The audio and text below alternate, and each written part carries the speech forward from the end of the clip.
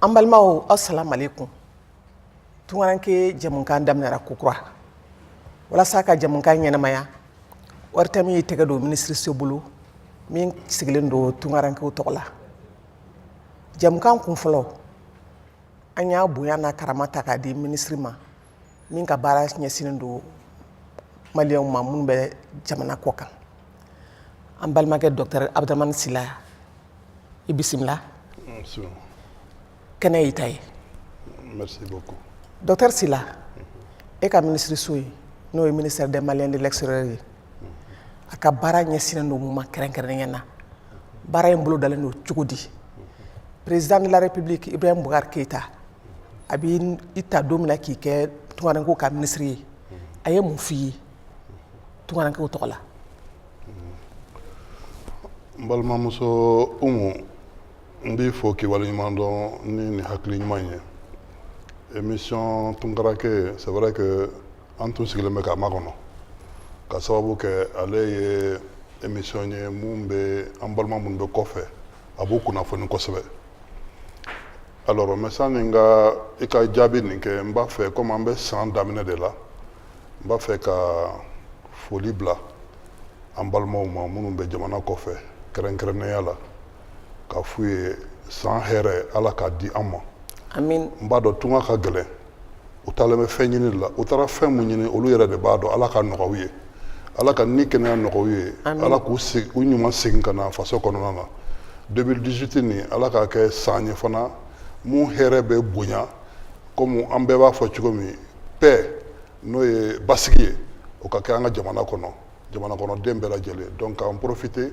ka Malien l'extérieur ka nin foli lase u ma. En même temps Mali cɛ n'a muso denmisɛnnin ni mɔgɔkɔrɔba bɛɛ lajɛlen ka foli bɛ n ka nin foliw kɔnɔna la. I ka ɲininkali nin diyara n ye kosɛbɛ parce que aw bɛɛ b'a dɔn an ka jamana ɲɛmɔgɔbaw kabiri wagati min na n'u y'u kan bɔ fanga nɔfɛ u ma ko fila fɔ ka ɲɛsin Malien de l'extérieur ma. U y'a yira wagati bɛɛ Malien de l'extérieur u ka kan ka traiter comme Malien minnu bɛ jamana kɔnɔ. U ka kan ni fɛn o fɛn ye o baara o ka se ka d'u ma. O fɔlɔ ye mun ye k'u lafasa u ka droit ye fɛn o fɛn ye kɔfɛ a ka se ka u ka droit kana tiɲɛ u bolo. Donc k'u lafasa k'a ye hali n'a sɔrɔ tɔɔrɔ de y'u sɔrɔ u ka sigiyɔrɔw la an bɛ se ka wuli cogo min ka se ka tɔɔrɔ ni ɲɔni ka b'u kan. Donc protection, sécurisation o de ye an ka mission yɛrɛ belebele ani assistance. An y'a ye donc baara nin kɔnɔna la Mali n'i ko ka mɔgɔw lafasa i b'a sɔrɔ u bɛ sigi la yɔrɔ min na sigi gɛrɛntɛ bɛ yen nɔ mais gɛrɛntɛ bɛ se ka tila gɛrɛntɛ sigiyɔrɔma fila yɛrɛ a dɔw bɛ se ka ɲɛsin an ka ambasadew ni an ka consul ma i ko u bolola papier minnu n'u mago sera a ma n'u b'a fɔ k'u bɛ wuli ka o fɛnw ɲɛɲini. Donc olu siraw kan jamanatigi ye kangari gɛlɛn da kabiri a sigi don a ko ni ambassadeur mu ou bien consul mu ni ko don o don k'i ka sara tɛ maliyɛnw na kɔfɛ i k'i ka minɛnw ta ka na n'u ye Mali la a ti to yen. Je crois que o kuma mun fana don an y'o relais kɛ an bɛ kɔlɔsili fana na an ka ambassade ni consulat ninnu ne hakili la k'a to wagati la ka se bi ma yɛlɛma caman d'olu ka taabolo la. Alors a ye kuma mun fɔ ne ye kɛrɛnkɛrɛnnenya la a bɛ n ta don min a ko Abdramane n b'a dɔn Malien l'extérieur ka sensibilité ka bon i b'i jija ɲɛji kana da maliden si ɲɛna kɔfɛ k'i sigilen to u bɛ yɔrɔ o yɔrɔ wuli ka taama ka s'u ma ni hali n'a sɔrɔ mɔgɔ kelen pe do n'a bɛ hukumu min kɔnɔ i ka taa k'a ɲɛdɔn ni Mali kan ka se ka dɛmɛ mun don an k'o dɛmɛ don a ye. Donc nin de ye kumakan ye an ye mun minɛ kabiri an ka mission daminɛ na fo ka na se nin sigiyɔrɔ in ma. Docteur Sila o kuma diyara n ye. Maliyɛnw bɛ taama kosɛbɛ o dɔnnen don. Dɔw yɛrɛ ko tubabuw ye marakaw sɔrɔ kalo la. Ayiwa anw b'a fɛ k'a dɔn maliyɛn hakɛ jumɛn bɛ Mali kɔ kan kelen filanan maliyɛnw ka ca jamana jumɛn na sabanan maliyɛnw bɛ baara jumɛn kɛ Mali kɔ kan wali jamanaw kɔnɔ Dr Sila. ɲininkali ninnu fana diyara n ye kosɛbɛ. Maliyɛnw u tɛ kalo sanfɛ sa mais marakaw mais u bɛ yɔrɔ caman na. N bɛ deli k'a fɔ n ka kumaw kɔnɔna la n ko ne ka taama nin kɔnɔna la ni san damadɔ kɔnɔ ma a mɛn ko dugu bɛ yen fɔlɔ ko maliyɛn tɛ dugu mun na quoi. An taara yɔrɔ o yɔrɔ n'an ye ɲininkali kɛ an b'a sɔrɔ maliyɛn dɔw bɛ yen nɔ. A dɔ laban kun ye Australie ne taara Indonésie don min ka ni maliyɛnw to baro la alors u y'a fɔ n ye k'a fɔ maliyɛn dɔw fana bɛ Sydney. C'est vrai que n tun tɛ miiri k'a fɔ an bɛ taa ka se o yɔrɔw ma. O kɔrɔ ye mun ye o b'a yira k'a fɔ malidenw u bɛ diɲɛ jamana bɛɛ dɔ kɔnɔ sur les 5 continents la u bɛ yɔrɔ bɛɛ alhamdulilayi rabil alamina an b'u tanu fana parce que an ka tunkarankew dɔn n'u ka cɛsiri ye an b'u dɔn n'u ka dugawudenya ye u taara yɔrɔ o yɔrɔ fo ni nafolo de tɛ ɲini n'o tɛ u bɛ nafolo ɲini u wɔsi ji yɛrɛ yɛrɛ de fana la et puis n balimamuso Umu mun fana ka di n y'u ka fɛn na u mana fɛn o fɛn sɔrɔ a bɛɛ de bɛ na Mali in kɔnɔ yan nɔ donc o ye wale de ye mun bɛ an kunna wolo kosɛbɛ an m'u ka tɔɔrɔ mɛn n'an taara fana n'an ni o jamanaw autorités sigira u b'a fɔ an ye hali ni tɔɔrɔ b'o olu fan fɛ dunanw kan maliyɛn sen t'a la maliyɛnw sigicogo ka ɲi u ladumucogo ka ɲi donc o ye kunna wolo ko ye an bɛ foli bila u ma o walew la quoi maintenant u ka ca jamanaw kɔfɛ u ka ca farafinna u ka ca Europe u ka ca Amérique mais mun ka ca kosɛbɛ k'a fɔ ko a ka ca ni bɛɛ ye o de Afrique continent yɛrɛ ye parce que a bɛ fɔ ko an ka ca ni mɔgɔ miliyɔn 4 ye mais n'i y'a sama i b'a sɔrɔ mɔgɔ miliyɔn 3 ni kɔ o jate o bɛ farafinna de kɔnɔna la yan nɔ bon n'i ye farafinna fana jate minɛ k'a fɔ maliyɛnw ka ca jamana jumɛn na o bɛ komi an dafɛ jamana minnu kɛlen bɛ k'an lakori o dɔ misali ye mun ye Côte d'Ivoire maliyɛn minnu bɛ yen nɔ an yɛrɛ bɛ komi an ni yenkaw bɛɛ ye dɔ ye an bɛɛ y'a mɔgɔ sifa kelenw ye donc an ka ca Côte d'Ivoire kosɛbɛ ani dafɛ dugu ninnu na ka taa Sénégal ka na Burkina ninnu ni jamana minnu kɛlen bɛ k'an lakori an ka population ka ca olu la mais an bɛ taama dɛ an bɛ Afrique centrale fana dugu caman na an bɛ Europe Faransi n'i ye Europe ta Faransi fɔlɔ de maliyɛnw ka ca Faransi ka tɛmɛ yɔrɔ tɔw kan n'i ye Amérique jamana ta je crois que bi New York bɛ ɲini ka a dugu tɔw fana dan maliyɛnw nombre la quoi donc bi Asie fana alhamdulilayi Asie mɔgɔw bɛ ka caya don o don maliyɛnw bɛ ka caya minnu bɛ ka sigi Asie kɔnɔna la donc an bɛ se k'a fɔ kuma surunya la k'a fɔ maliyɛnw bɛ yɔrɔ bɛɛ u bɛ yɔrɔ bɛɛ mais u ka ca yɔrɔ min fo k'a dama tɛmɛ o de ye farafinna continent yɛrɛ ye. Gun 5 de bɛ diɲɛ kɔnɔ n'u k'u ma ko continent o kɔrɔ ye que maliyɛnw bɛ continent bɛɛ kan quoi. U b'a bɛɛ kan u bɛ farafinna cogo min u bɛ Europe tentɔ u bɛ Amérique u bɛ Asie u bɛ Océanie n bɔra ka Australie fɔ sisan n ko maliyɛnw bɛ yen nɔ donc u bɛ continent in bɛɛ lajɛlen kan alhamdulilayi fana u b'o yɔrɔ minnu fana na u yɛrɛ dama u bɛ ɲɔgɔn kalama u organiselen fana don u kɛlen bɛ ka tɔnbaw kɛ o tɔnw fana an n'olu bɛɛ bɛ contact la. O ka baarakɛbolo ye jumɛnw ye jamana ninnu kɔnɔ. Jamana ninnu kɔfɛ u bɛ baara sifa bɛɛ kɛ mais u ka baara fangaba ye jago ye a bɛ dépend u taara yɔrɔ minnu de la n'i ye Europe dugu ninnu ta o bolola baara de ka ca ka taa Amérique olu bolola baara ka ca mais n'i ye Afrique yɛrɛ ta an ka Afrique centrale o ni an dafɛ jamana ninnu na o jago de ka ca an ka mɔgɔ minnu bɛ sigi o yɔrɔ ninnu na olu kɛlen bɛ jagokɛlaw de n'i ye Asie fana ta ka fara o kan a bɛ komi Asie fana jagokɛlaw ka ca donc u bɛ jago kɛ u bɛ bolola baara kɛ mais hakilila baara fana u b'a kɛ alhamdulilayi an ka mɔgɔw bɛ yen nɔ minnu hakili ka bon minnu ye dɔnniya baw sɔrɔ u bɛ université baw la jɔyɔrɔw ka bon o dɔ la aw yɛrɛ b'a dɔn Bagayogo b'o la Amérique fanfɛla la kɔsa in na yɛrɛ fɛn fana kɛra mun ɲɔgɔn ma deli ka kɛ Mali den dɔ de taara ka kɛ université dɔ doyen ye Japon kabiri Ala ye diɲɛ da ka kɛ diɲɛ ye dunan ma deli ka kɛ o université yɛrɛ ɲɛmɔgɔ ye jango k'a fɔ Maliden mais bi Usubi Sako ale de kɛra o université ɲɛmɔgɔba ye o kɔni o bɛ kunnawoloba de fana yira ka ɲɛsin an ka jamana ma donc an ka mɔgɔw bɛ yɔrɔ yɔrɔ homme d'affaires b'u la bololabaarakɛlaw b'u la u bɛ se ka fɛn o fɛn kɛ bɛɛ n'i ta kun don u kɔni bɛ se ka fɛn o fɛn kɛ bɛɛ bɛ dɔ kɛ i yɛrɛ ye. maliyɛnw bɛ taama kojugu ni waati in na taama yɛrɛ ka ca ne b'a fɛ k'a dɔn docteur Sila taama in a kun ye fɛn ɲini de ye wa a kun ye taama yɛrɛ lajɛya de don wa wari laada de don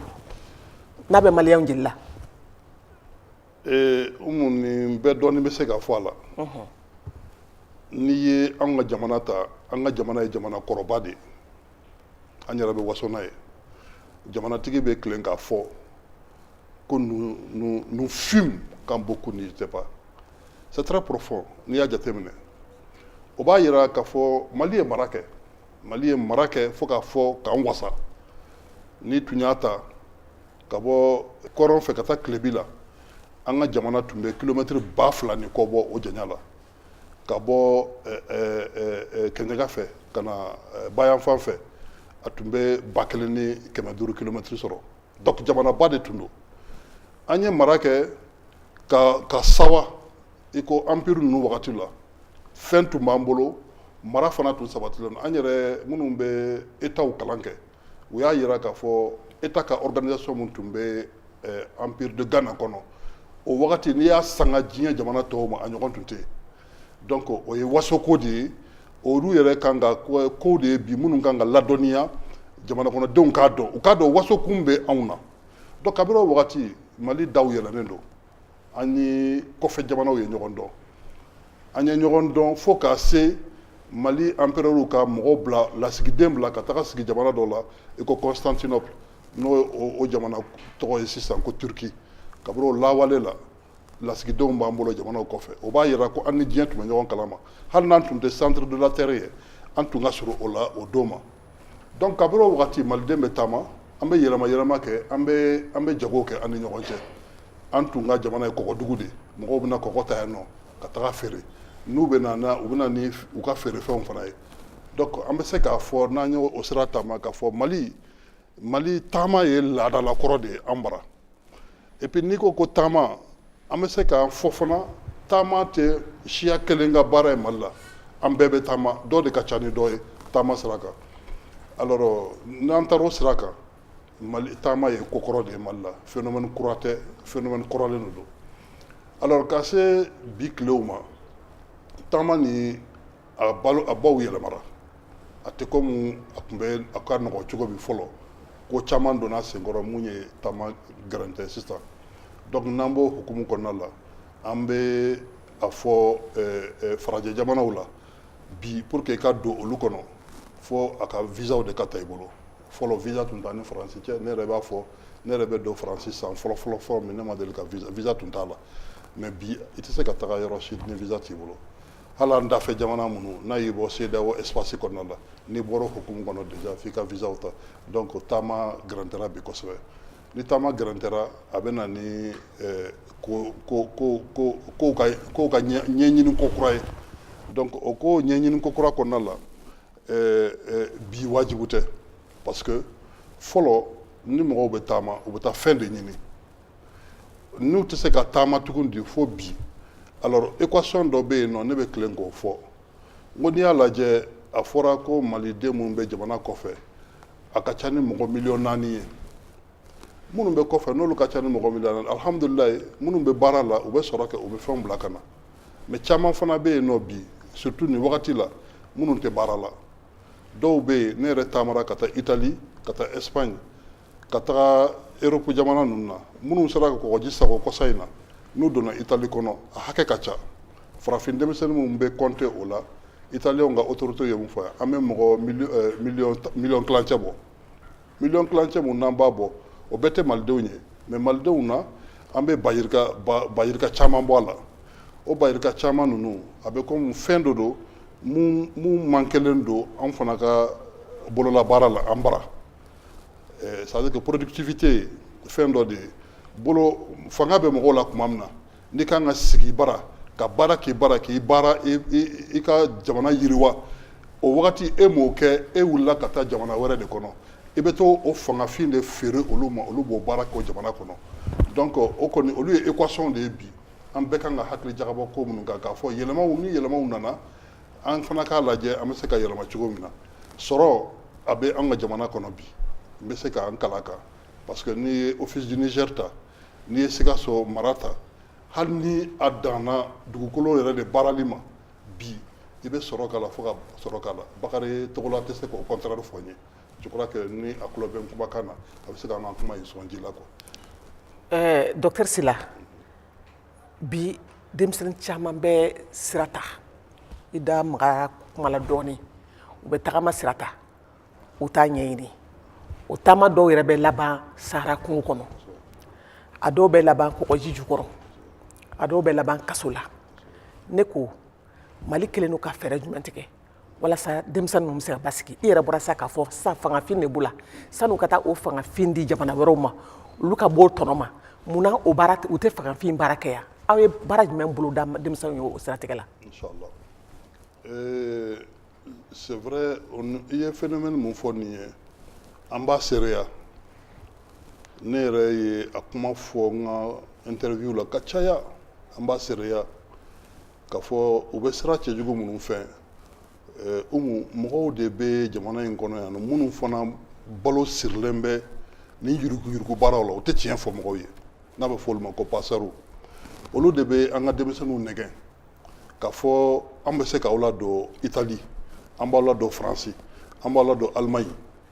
donc ni denmisɛnninw ye wari sara n'i y'a lajɛ visa yɛrɛ tɛ tɛmɛ 8,000 kan mais u b'u nɛgɛn ka 5,000,000 minɛ dɔw la 6,000,000 bɛ minɛ dɔw la o laban o de bɛ kɛ ko dugumasira o dugumasira n'u ye mun nɛgɛ u bɛ tɛmɛ n'o ye Wagadugu ou bien u bɛ tɛmɛ n'a ye Gawo u bɛ t'u yɛrɛ sɔrɔ Ɲaamɛ ko n'aw sera yen nɔ mɔgɔ dɔ bɛ occupé a la mɔgɔ min bɛ occupé a la n'o y'u ta yen nɔ u bɛ t'u fili Libi kɔnɔna la ou bien ni u sera k'o bɛɛ étape tɛmɛ u bɛ na n'u ye kɔgɔjida la k'u don bateau kɔnɔ ni mun tor'o la an tɛ se ka hakɛ fɔ a la et puis n bɛ tilen k'a fɔ mɔgɔw ye a kana kɛ mɔgɔw ɲɛna ko kuma lankolon dɔrɔn an bɛ mun fɔ su hakɛ mun bɛ tɔmɔ san kɔnɔ ni kɔgɔji b'a fili ka bɔ olu de bɛ fara ɲɔgɔn kan ka compter 2016 kɔnɔna la o taara fɔ mɔgɔ 5000 hadamaden na ani kɔ mun n'i tora kɔgɔji la n'u b'a su tɔmɔ ka bɔ ji la donc an yɛrɛ taw b'a la malidenw b'a la a dɔw yɛrɛ kɛra fo Mali gouvernement ye don kelen décrété ka kɛ journée du deuil national ye parce que denmisɛnnin camanba de sara ɲɔgɔn fɛ o sen fɛ donc c'est vrai ni an bɛ gouvernement bɛ ka ko kɛlɛ bi an kɔkɔ dalen d'o la an y'a fɔ an dɛmɛbaga fana ye société population de fo mɔgɔw k'an dɛmɛ de n'an y'a ye ko mɔgɔ min ka baara donnen bɛ nin trompeliw la ka denmisɛnninw tromper k'u bila sira jugu kan u ka lase an ma donc gouvernement tɛ taama contre la gouvernement ko u kana kɛ sababu jugu de denmisɛnninw ma ka t'u ni bɔnɛ n'o tɛ taama ye wajibu yɛrɛ ye taama ka ɲi an yɛrɛ ka kan na an bɛ deli k'a fɔ mɔgɔ mun taamana ani mɔgɔ mun kalanna u bɛɛ ka dɔnniya ye kelen ye alors bi gouvernement ye fɛɛrɛw tigɛra k'a fɔ denmisɛnninw kana taama sira cɛjuguw fɛ ni denmisɛnnin minnu tilala kalan na gouvernement ye fɛɛrɛ camanba de labɛn a fɛɛrɛ dɔ ye anw yɛrɛ ka minisiriso ye nafolo kasabi dɔ bɛ di an ma san o san an ka se ka projet fitininw financer alors o sira kelen kan minisiriso mun bilalen don baarako kunna n'a bɛ baaradaw yɛlɛ jamana kɔnɔ o fana bɛ o baara kelen de kɛ nafolo kasabi dɔw bilalen don a ka disposition na mun b'a to a bɛ se ka i bolo don denmisɛnninw bolo bɛ se ka don baara la alors o ka département yɛrɛ kɔnɔna la an ye convention dɔ signé ani Union européenne cɛ u ye miliyari hakɛ damadɔ bila an ka bolo kan pour que an ka se ka projets financer nin bɛɛ lajɛlen kɔfɛ an ni banques ye baara kɛ banques y'a yira an na projet o projet ni a ka ɲi ko nafa b'a la ni a ser'olu ma olu fana bɛ u kɔkɔ don a kɔrɔ donc siraw dayɛlɛnnen don pour que ni baara dusu de bɛ denmisɛnninw na u b'a fɛ ka fɛn de kɛ u k'a kɛ projets ye u ka wuli ka se an ka département ma ni ala sɔnna ma an bɛɛ mana jɛ k'an fanga fara ɲɔgɔn kan an bɛ sira yir'u la sira min b'a to u ni bɛ kisi u bɛna investissement minnu fana kɛ n'u b'u kɔkɔ da la a bɛ kɛ sababu ye ka jamana fana yiriwa quoi donc ne fana dalen b'a la k'a fɔ ni an bɛɛ lajɛlen y'an bolo di ɲɔgɔn ma an ka jamana jɔbaga ye an yɛrɛ fɔlɔ de ye. Ministre Docteur Sila jamana caman bɛ maliyɛnw gɛn ka b'u ka jamana kɔnɔ o jamanaw la farafin jamanaw yɛrɛ b'a la i n'a fɔ Libi dɔw yɛrɛ bɛ dankariw la i n'a fɔ kasoladenw wali k'u kɛ jɔn ye minisiri Sila e ka minisiri so kelen don ka fɛɛrɛ jumɛn tigɛ ka labɛn jumɛn sabati walasa ka dɔw jigi kɔrɔ jamana o jamana bɛ yen a bɛɛ n'a sariya de don i ko n y'a fɔ sisan a ka gɛlɛn i ka wuli ka taa jamana wɛrɛ kɔnɔ ni u ka visa t'i bolo n'i ye visa sɔrɔ n'i donna jamana kɔnɔ sariya de fana bɛ sigi la n'i y'a mɛn ko i sigira o jamana kɔnɔ a b'a sɔrɔ i yamaruyala sigi in kama n'o ye carte de séjour ye o bɛ kɔfɛ Europe jamanaw la cogo min a bɛ farafin jamanaw la ten tɔ donc an y'a ye an ka mɔgɔw hali ni dɔw donna ni visa ye visa n'i donna n'a ye délai de bɛ d'i ma a bɛ fɔ dɔw la i kana tɛmɛ kalo 1 kan i ka bɔ a bɛ fɔ dɔw la i kana tɛmɛ kalo 3 kan i ka bɔ mais ni olu dan sagona a bɛ komi i bɛ bi irrégularité kɔnɔna la sariya sɔsɔli la n'i donna u ka jamana sariya sɔsɔli la o de bɛ na ni minɛni ye o de bɛ na ni kasoladon ye mais an ye mun fɛɛrɛ tigɛ o la kabini ne ye baara in daminɛ ne taamara ka se jamana caman na i ko farafin jamanaw ni n taara yɔrɔ o yɔrɔ an n'u bɛ sigi ka kuma u ka autoritéw an b'a f'u ye u ka dɛmɛ don anw ma dɛmɛ mun b'a to an ka maliden minnu bɛ sigi la ni papier t'u bolo u ka se ka papier sɔrɔ o misaliya la an bɛ se ka Gabon fɔ o la an ni au conseil président jɛra ka baara kɛ yen nɔ Gabon autoritéw y'an yamaruya u ye wele bila ko maliden fɛn fɛn bɛ yen o wagati n'o ka d'u ye ka papier sɔrɔ u kana ka taa papiew ta o kɛra sababu ye mɔgɔ 8,000 mɔgɔ 9,000 ɲɔgɔnna sɔrɔla minnu taara ka taa papier ta pour que u k'a bila règle la donc mais ni i t'o kɔnɔna la alors jamana sariya o de bɛ bonya i kan parce que n'i y'u ka sariya sɔsɔ n'u ko k'u bɛ sariya nin boli i kan o bɛ na ni minɛni ye n'o nana ni minɛni ye o bɛ na ni gɛnniw ye o bɛ kɛ farafin jamanaw la cogo min a bɛ kɛ farajɛ jamanaw la ten tɔ alors mun ye Libi ta ye Libi ta dama tɛmɛna ka sababu kɛ mun ye an bɛ yɔrɔ mun na i ko bi gouvernement tɛ Libi mun ka mara bɛ Libi bɛɛ kan gouvernement 2 de bɛ yen u bɛ olu fana 2 mun bɛ olu bɛ kɛlɛ la alors olu o kɛlɛw kɔnɔna la mɔgɔ wɛrɛw y'u profiter ka miliciw former donc u ye miliciw former u tɔgɔla marifaw b'u bolo u tɔgɔla kɛlɛkɛcɛw b'u bolo u tɔgɔla kasow yɛrɛ b'u bolo donc olu kɔni olu ta kɛlen bingali de olu ye bingalikɛlaw de n'u ye dunan mun sɔrɔ dunan kɛlen bɛ tɔnɔmabɔ fɛn de ye sisan donc n'i ye dunan dɔ minɛ i bɛ a arnaquer fɛn fɛn b'a kun i b'a bɔ a kun hali ni fɛn t'a kun i b'a wajibi a ka somɔgɔw wele ka fɛn ci ma donc o kɔni o ye Libi gɛrɛn tɛ mun bɔra kɔsa in na aw yɛrɛ bɔra k'a ye fo ka taa ye k'a fɔ ko mɔgɔ bɛ tɔnɔmada sugu la ko k'a feere o kɔni kɛra fɛn ye fɛn min ma bɛn diɲɛ mɔgɔ si ma an ka nin tile la donc Libi ta ye exception ye mais gɛnni nin kɔni bɛ yɔrɔ bɛɛ gɛnni nin fana tɛ sɔrɔ dɔwɛrɛ nɔfɛ n'i bɛ sigi o la yɔrɔ o yɔrɔ n'i ma sigi condition rempli ni contrôle bɔra i kan u b'i minɛ surtout an bɛ wagati min na sisan sécurité ko kɛlen bɛ ka bɛɛ hawuja bɛɛ sirannen don mɔgɔ bɛɛ sirannen don n'i dun bɛ jamana kɔnɔ ni siran nana ka se o yɔrɔ ma bɛɛ bɛ siga dunan de ma donc o de kosɔn a dunanya ka gɛlɛn bi donc a bɛ yen nɔ mais an ka ministère n'an y'a mɛn ko maliyɛn minɛna yɔrɔ o yɔrɔ an bolila ka s'a tigi ma dɔw donna kaso la an ye avocat yɛrɛ ta ka taga u défend k'u labɔ alors olu n'u ɲɔgɔnna fɛn fɛn n'o y'an ka mɔgɔw sɔrɔ an bɛ an cɛsiri a bɛɛ la ni minnu yɛrɛ b'a fɛ ka rapatrier ko moyen yɛrɛ t'u bolo an donna o fana jigiya kɔrɔ k'o rapatrier ka na n'u ye. M'i ka kuma latigɛ kɔsa in na an y'a ye maliyɛn caman seginna ka na Mali kɔnɔ i n'a fɔ kɛrɛnkɛrɛnnenya Libi maliyɛn minnu tun bɛ yen o baara ninnu aw b'olu bolo da cogo di Mali yɛrɛ dɔrɔn de bɛ k'i jɔ n'o baara ye wa wali aw ni mɔgɔ de tɛgɛ bɛ ɲɔgɔn bolo i n'a fɔ organisme internationaux. Anw kɔnna ka sɔmi de n b'o fɔ ka waso n'a yɛrɛ parce que ne bɛ taa réunion fɛn fɛn na n'a bɛ migration kan n bɛ to k'o yɔrɔ f'u ye n ko Mali gouvernement min i sigi k'a fɔ crise de bɛna wuli ni crise wuli an bɛ nin kɛ a ka malidenw ma jamanatigi bɛ fanga ta don min a y'a fɔ k'a t'a fɛ ka ɲɛji ye malidenw ɲɛna o hukumu kɔnɔna la an ka wuli ka se malidenw ma an dun ka wuli o kɔnɔna la an y'a ye gɛrɛntɛw ka ca yɔrɔw la an y'a ye degun bɛ mɔgɔ dɔw kan hɔrɔnya yɛrɛ la i wulila i taara tunga fɛ i ye san damadɔ kɛ i ma sɔrɔ kɛ o tunga labanna ka k'i bolo fitinɛ yɛrɛ ye hali so yɛrɛ seginni bɛ k'i kɔnɔ gan donc ko ka fɛɛrɛ kɛ ka na n'olu ye gouvernement ye o moyen di an ma an kana mɔgɔ si to degun kɔnɔ donc fɛn fɛn y'o laɲini kɛ an y'o baara kɛ ka sɔrɔ nin crise ma wuli pour que mɔgɔw k'o faamu ka ɲa politique nationale de migration adoptera en 2014 mais n'i y'a lajɛ a processus kɔnɔna la élaboration sanni document ka ban élaboré la a bɛ temps ta ça veut dire que a conscience banna très tôt k'a fɔ taama ye fɛn dɔ de ye malidenw bɛ taama ni malidenw bɛ taama an ka sɔrɔ fana yɔrɔ dɔ sirilen don a la donc an tɛ se k'o kɛ o ko banaliser an k'a ko ɲɛɲini donc an ka ɲɛɲini daminɛna bi ko tɛ crise bɛ daminɛ don min Libi k'a fɔ an sera nin yɔrɔ ma o y'a sɔrɔ 2013 déjà anw na kuma kɔrɔkɔrɔni fanga la trimestre fɔlɔ kɔnɔna la mɔgɔ 200 ni mɔgɔ 12 tun bɛ kaso la o ko fɔra anw ye don min an wulila k'an cɛsiri comme kɛlɛ de bɛ jamana kɔnɔ anw yɛrɛ tɛ se ka se yen mais an ka ambassadeur bɛ yen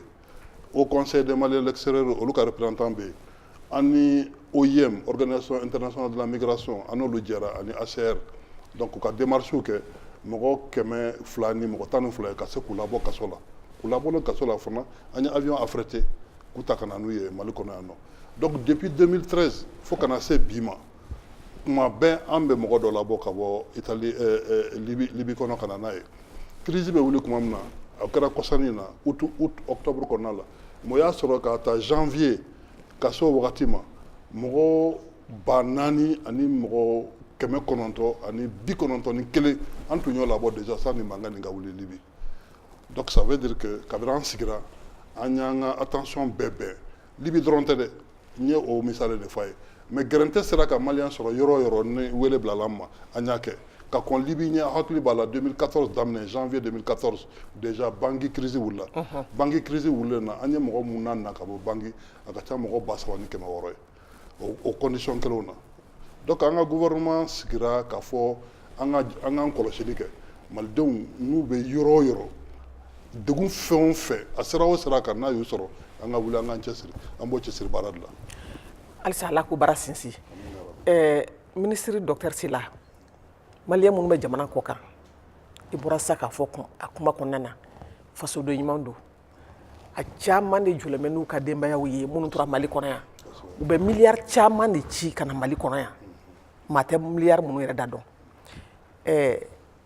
walasa o maliyɛn minnu bɛ jamana kɔnɔ seba bɛ minnu ye aw kɛlen don ka fɛɛrɛ jumɛn tigɛ walasa u bɛ se ka nafolo kasabi caman bila ka na a kana dan n bɛ somɔgɔ tali ma n bɛ n ka du ta mais u ka se ka baara boloda Mali kɔnɔ yan a bɛ fɛ ka baara jumɛn k'o siratigɛ la est-ce que aw kɛlen don ka hakililatigɛ di u ma k'a fɔ u kana n'u ka nafolo kana baara Mali kɔnɔ yan sani u ka baara jamana wɛrɛ la parce que an y'a ye jamana dɔw la maliyɛnw kɛlen don ka yɔrɔbaw dayɛlɛ ka bitigibaw dayɛlɛ u kɛlen don ka usines yɛrɛ dayɛlɛ tiɲɛ don anw welela nin baara la don min an ka taama fɔlɔfɔlɔ minnu n'an y'a kɛ an ye nin faamuyali sɔrɔ très tôt parce que an y'a ye jamanaw bɛ jamanaw la maliyɛnw ye investissement mun kɛ yen nɔ a ka bon hakili ma u ye dagabana yɔrɔbaw jɔ u ye fɛn bayɛlɛma yɔrɔw jɔ o yɔrɔw la donc a ye an préoccupé an y'a fɔ kabiri o wagati k'a fɔ a ye sabali tunga ka di tunga ka ɲi mais n'a ye fɛn o fɛn sɔrɔ tunga la a y'aw jija san'aw ka nin bɛɛ kɛ wali yɔrɔw la a y'aw jija aw kana ɲɔgɔn kafa yɔrɔ la mais n balimamuso Umu Jata n bɛ yɔrɔ dɔ fɔ ka gɛrɛntɛ u caman ka kuma la maliden fɛn fɛn n'a bɛ kɔfɛ ni ne n'o kumana ka kɔn bi don in ɲɛ u ye ŋaniyaw siri k'u b'a fɛ ka na baara k'u faso la mais n'u nana an ka administration kuma dɔ la u tɛ baara nɔgɔya mɔgɔw ma dɛ o ye tiɲɛ de ye Mali administration baarakɛla minnu bɛ yen u tɛ baara nɔgɔya ma an balima ninnu ma dɔ y'a ka misali fɔ ɲɛna ale bɛ bɔ Gana don min ani matériel camion b'a bolo ka na a ye tɔɔrɔ mun sɔrɔ a ma ɲɛ a seginna ka taa a yɛrɛ ko vraiment nin de bɛ Mali ko la ale tɛ na donc n bɛ nin kuma fɔ mun na fo maliden bɛɛ de k'a dɔn bɛɛ de jɔyɔrɔ bɛ Mali jɔli la an balima minnu bɛ kɔfɛ n'u ko k'u bɛ na an bɛɛ de kan ka kɛ sababu ye ɲuman ye k'u dɛmɛ u bɛ segin ka na cogo min ka na baara kɛ jamana kɔnɔ parce que n'u ye baarakɛda o baarakɛda dayɛlɛ Mali kɔnɔ yan nɔ u bɛ baara di dɔ de ma u bɛ sara dɔ sɔrɔ u bɛ dɔ balo donc n'o kow bɛ ɲɔgɔn na kow donn'o ni ɲɔgɔn kɔnɔ bi alhamdulilayi kabiri an ye baara daminɛ an y'o kɛlɛ daminɛ ne yɛrɛ kɛrɛnkɛrɛnnenya la ministre bɛɛ bɛ se k'o seereya ni n y'a mɛn ko maliyɛn fɛn o fɛn bɛ kɔfɛ k'a nana ni dossier n'a sera ne ma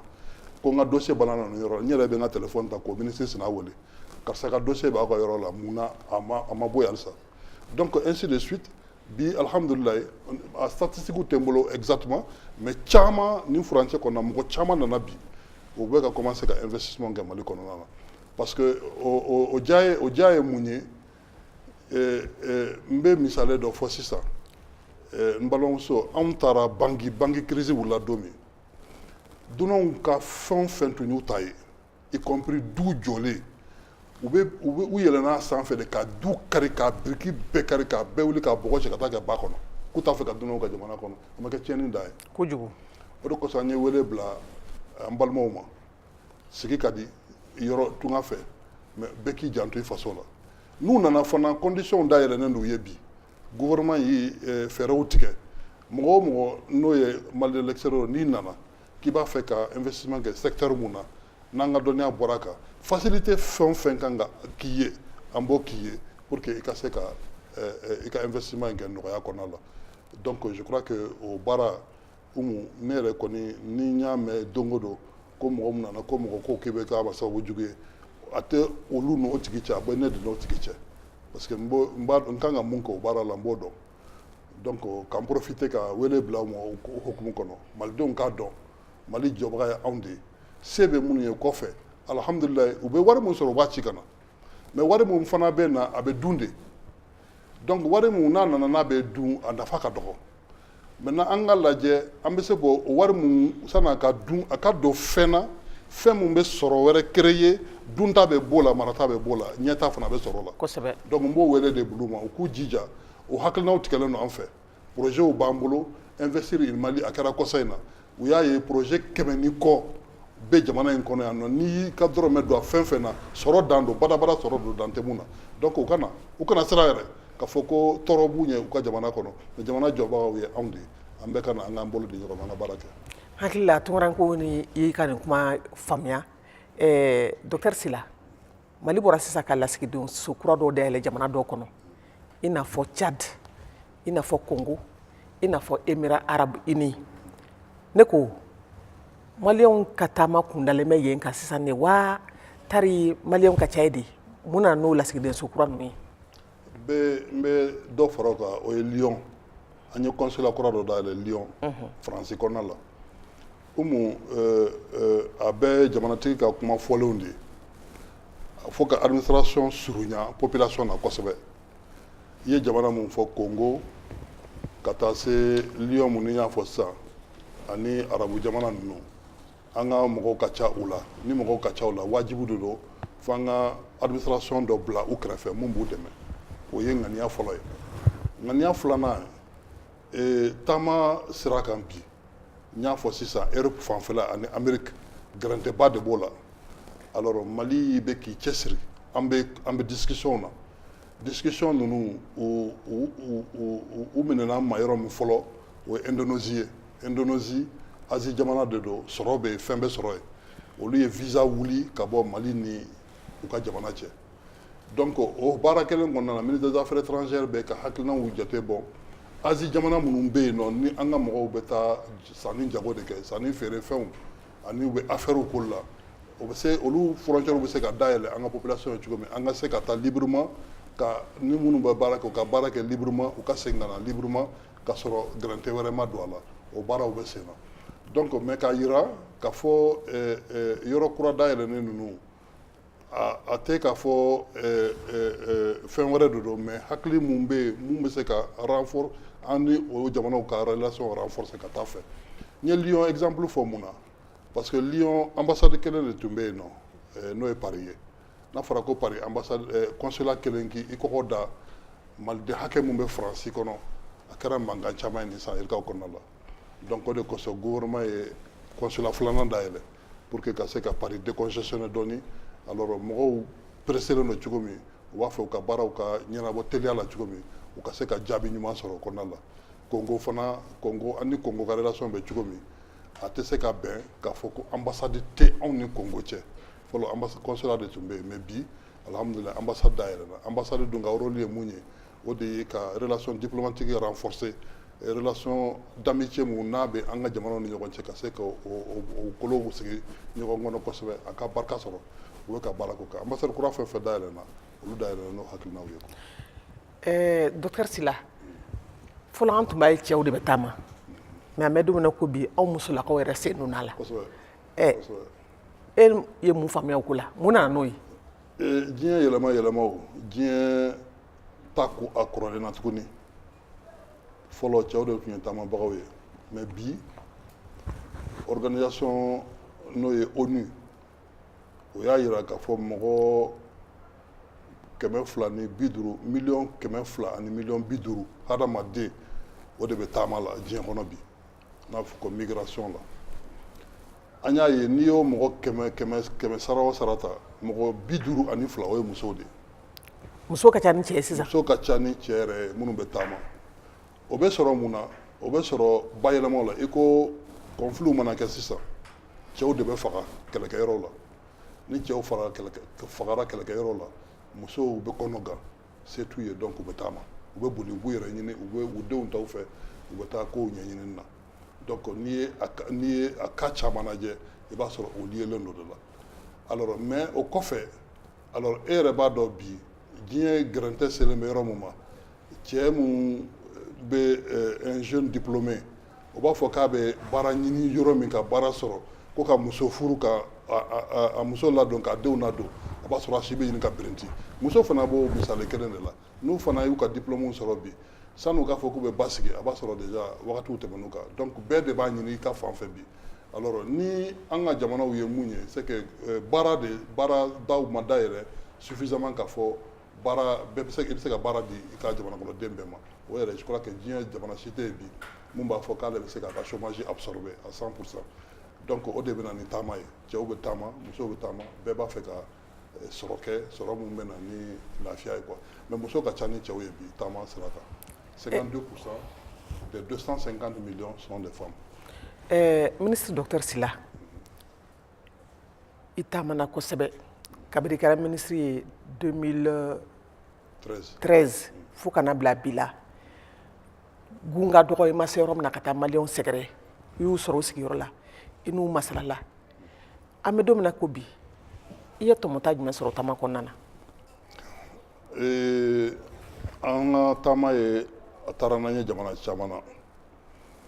an ni an balimaw u ye sigi ka fɔ caman kɛ alors fɛn kelen de ye maliden fɛn fɛn bɛ tunga fɛ haminaba kelen de b'a bɛɛ la mali yɛrɛ bɛ se ka sabati cogo min k'a bɛ taa ɲɛ a ka ɲɛtaa bɛ se ka sabati cogo min u bɛɛ b'u dan n'o u bɛɛ b'u n'o ye umu ni i taara yɔrɔ dɔ la réunion dɔ senfɛ alors la paix dans le pays dɔw b'a fɔ ni dusu dɔ ye fo i farikasi bɛ wuli ka jɔ o bɛ jamana tin yira o bɛ jamana hami yira o b'a yira u yɛrɛ hali ni hakilina minnu b'u la n'u b'a fɛ ka na ko kɛ jamana kɔnɔ nin ko kelen bɛ kɛ a bɛ komi o bɛ ka kɛ sababu ye mun bɛ k'u bali k'o kɛ donc u b'a fɛ yɛlɛma ka don o ko la que la paix revienne dans le pays alors u yɛrɛ ka problème minnu y'u ka problème personnel ye o fana ka ca dɔɔni problème fɔlɔfɔlɔ n'u bɛ tunga fɛ alors u b'a fɛ ka du sɔrɔ mali kɔnɔ n'u nana u ka se ka jigin u yɛrɛ halala du kɔnɔ o kɔni an taara sigi ka fɔ kɛ yɔrɔ o yɔrɔ o bɛ ten tɔ mun nana n'o kuma ye se b'u ye u sigilen nana ye mais n'u y'u to kɔfɛ ka wari ci ka na di mɔgɔw ma yan nɔ a wari bɛ tiɲɛ a kan ka don mun na a tɛ don o la o b'u tɔɔrɔ alors ni o kɔnɔna la bi u y'a ɲini an bɛ se ka dɛmɛ mun don u ma pour que ka se ka sokow nɔgɔya je crois que gouvernement bɛ ka programme dɔw prévoir sisan mun b'a to maliden minnu bɛ kɔfɛ u fana niyɔrɔ ka se ka yala donc programme de logement sociaux la déjà u niyɔrɔ b'o la o jaabi y'o ye maintenant hamina mun fana b'o la kuma dɔ la olu kɔni ye gɛrɛntɛw de ye gɛrɛntɛ minnu bɛ kɛ wagati kunkuruninw kɔnɔna la o de y'u ka papier ko ye passeport ko b'o la extrait de naissance ko b'o la comme service consulaire ka baara ninnu donc a caman bɛ yen ko passeport o tɛ se ka kɛ ka d'i ma i sigiyɔrɔ la fo a kana dilan mali la ka segin ka taa hali o fana na an se caman ko la quoi maintenant ko belebeleba ye mun ye i ko n y'a daminɛ ni mun ye u b'a fɛ jamana ka basigi se bɛ minnu ye u bɛɛ b'a fɛ ka segin u ka se ka na u bolo nɔ bila fɛn na Mali la fɛn mun nafa bɛ se malidenw bɛɛ kan donc o b'a yira k'a fɔ paix nin ni an b'a nɔfɛ o ye fɛn de ye wajibu de don cɛ ni muso f'an bɛɛ ka jɛ ka dugawu kɛ tɔɔrɔ mun bɛ jamana kɔnɔ mun bɛ se k'o ɲɔni ka bɔ yen n'o tɛ baara dusu bɛ bɛɛ la bi pour que jamana bɛ se ka taa ɲɛfɛ cogo min na. halisa ala k'an ka jamana basigi docteur Sila an ka kɔrɔfɔ daminɛ na i bɔra k'i ka minisiriso ka baaraw boloda i bɔra ka ɲɛfɔli caman kɛ an yɛrɛ ye min tɔmɔ a kɔnɔna na baara ninnu ka ca baara ninnu ka ɲɛ ka misɛn a tɛ taa nafolo kɔ a tɛ taa mɔgɔ kɔ ne ko gouvernement kɛlen don ka sɔrɔ d'i ma ka mɔgɔ d'i ma min bɛ se k'a to i bɛ se k'i ɲɛsin nin baara in bɛɛ ma bari baara ninnu ka ca dɛ a tɛ ɲɛ nafolo kɔ a tɛ ɲɛ mɔgɔ kɔ dɛ. a tɛ ɲɛ nafolo kɔ c'est vrai a conscience banna surtout a gɛrɛntɛ belebele ye mun ye nafolo mugu dɔ bɛ di an ma san o san pour que maliyɛn minnu n'u bɛ gɛrɛntɛ kɔnɔ an ka se ka wuli ka jɔ kɛ u ye k'u bɛrɛnbɛrɛn u ka bɔ gɛlɛya ninnu kɔnɔ alors o baara gɛlɛya ye mun ye Umu ni nafolo mugu mun dir'i ma par exemple ni e yɛrɛ ka jate kɔnɔna la misale de don a man ka tɛmɛ mɔgɔ 100 kan mais ni mɔgɔ 1000 dir'i ma o kɔnɔna la yarɔ degun nana o y'an ka degun belebeleba ye c'est que wari mun bɛ di san o san n'an yɛrɛ ko n ko alhamdulilayi caman dira an ma ɲina alors san bɛ taa ban yɔrɔ o yɔrɔ alors an bɛ kule daminɛ yarɔ ministre de l'économie n'a tulo bɛ n na sisan a b'a fɔ ko tiɲɛ don ne bɛ tile a nɔfɛ n bɛ su bɛ k'a nɔfɛ mais jamanatigi yɛrɛ ka bonya kɔnɔna la ani a ka kɔlɔsi kɔnɔna la a y'o baaraw nɔgɔya parce que chaque fois n'an wulila ni gɛrɛntɛ donna la ale yɛrɛ bɛ kɛ sababu ye a b'a fɔ ko aw kana to ɲɛji ka da malidenw ɲɛna n y'o de fɔ aw ɲɛna donc moyen minnu bɛ yen nɔ a y'o ta a k'o d'u ma alors o ko kelen kɔnɔna la anw yɛrɛ ka hakili jagabɔw kɔnɔna la an y'o de fɔ kuma kɔnɔna la donc fɛn dɔw bɛ yen nɔ o se tɛ anw ye yɔrɔnin kelen k'a kɛ i ko projet dɔ bɛ se ka na ni projet ye sisan projet in bɛ taa fo 100 000 yirika la alors a ka d'an ye ni gouvernement bɛ se k'i dɛmɛ a b'i dɛmɛ mais n'o se tɛ gouvernement ye ka 1 100 000 di mɔgɔ kelen ma an ni banques kumana o yɔrɔw de la banques fana bɛ wuli ka don an ka relais ta o yɔrɔ la u bɛ don jigiyaw kɔrɔ u bɛ se ka olu tigilamɔgɔw dɛmɛ ni baara min ye u b'o kɛ donc nin ko ninnu de hakiliw faralen ɲɔgɔn kan mun b'a to bi hali ni gɛrɛntɛ bɛ yen kɔni an bɛ k'an seko k'a la quoi. Ministre Sila an hakili la an ye caman fɔ jɛmukan kɔnɔna na nka ne b'a fɛ k'i ɲininka n'a sɔrɔ wele kɛrɛnkɛrɛnnen b'i bolo ka ɲɛsin an ka denmisɛnw ma minnu ni dalen don tunga la ta kan ka sɔrɔ u ma ɲɛɲini. n bɛ o wele kɔni n tɛ sɛgɛn a la n b'a fɔ n bɛ segin k'a fɔ n ko Mali gouvernement a m'a fɔ ko mɔgɔ kana taama mais n'i bɛ taama i ka taama sariya kɔnɔ a k'a sɔrɔ i b'a fɛ ka taa yɔrɔ min na i y'o visa ɲini i y'a sɔrɔ i tagara o jamana kɔnɔ taama ka ɲi Umu taama bɛ hakili dayɛlɛ taama ka ɲi taama de kɛra sababu ye ka diɲɛ kala ɲɔgɔn na parce que n'i y'a lajɛ fɔlɔ tile an tun hadamadenw tun bɛ ɲɔgɔn lajɛ cogo min na k'a ye bi an kɔlɔsira ɲɔgɔn na cogo min na ka kɛ sababu ye ka culture kura bila sen kan mun b'a to an sɔnna ɲɔgɔn na an kɛra ɲɔgɔn furu ɲɔgɔnmaw ye diɲɛ an ɲagamina ɲɔgɔn na quoi o b'a yira k'a fɔ taama ye fɛn ɲumanba de ye taama ye sababu wɛrɛ b'a la dɔnniya mun n'i b'a kalan e bɛ bɔ i bara i bɛ fɛn dɔ de dɔn i taara mɔgɔ wɛrɛ bara o fɛn kelen dɔnniya kura wɛrɛ b'o fana bolo o fɛn kelen kan a bɛ dɔ fara i fana hakili kan donc taama tɛ kojugu ye au contraire an bɛ taama encourager mais an ko denmisɛnninw kana wuli ka taga sira jugu ninnu de kan ji siraw de duguma sira ninnu de olu de bɛ k'u ni bɔnɛ an b'o kɔni kɛlɛ la maintenant minnu fana b'u ko olu sababu ye n'o ye passeurs ye n'an b'o k'olu fana kɛlɛ n'an ye an bɔra fɛn kalama sariya kan ka ɲangati min bolo kan o bɛ bolo kan maintenant ka ɲɛsin maliden minnu bɛ kɔfɛ ma maliden minnu bɛ kɔfɛ k'u fu halisa mais k'a fu jɛna n'i y'a lajɛ nafolo hakɛ min u b'a ci ka na jamana kɔnɔ san kɔnɔ a ka ca mais n'i y'a 100 sara o sara ta 80 nin